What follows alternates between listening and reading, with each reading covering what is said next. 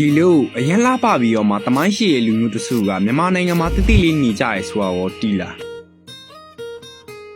ဟုတ်ပါတယ်ကျွန်တော်ဒီနေ့ပြောမှာတော့လီစီလူမျိုးအကြောင်းပဲဖြစ်ပါတယ်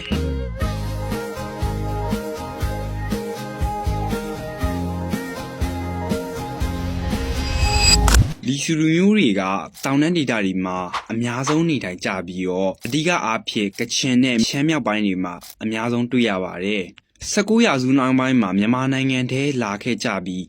မူလမှာနတ်ဝိညာဉ်ယုံကြည်ကိုးကွယ်သူတွေဖြစ်ခဲ့ကြပါတယ်1900ဝန်းကျင်မှာမှခရစ်ယာန်ဘာသာကိုစတင်လက်ခံကိုးကွယ်ခဲ့ကြတာဖြစ်ပါတယ်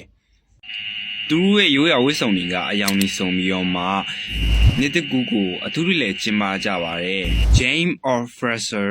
ဆိုတဲ့ဥရောပမစ်ရှင်နိုင်တယောက်ကFraser alphabet လို့ခေါ်တဲ့လီဆူစာရေးစနစ်ကို1930ခုနှစ်မှာဖန်တီးခဲ့ပါတယ်။အဲ့ဒီစာကိုတောင်တန်းနေကြားမှာနေတဲ့လီဆူတွေကအသုံးပြုခဲ့ကြတာဖြစ်ပါတယ်။လီဆူလူမျိုးတွေရဲ့ထူးခြားစမ်းကြယ်ယုံကြည်မှုအကြောင်းကိုနောက်ဗီဒီယိုမှာဆက်ပြောကြပါမယ်။ဒီနေ့ကတော့ဒီလောက်ပါပဲ။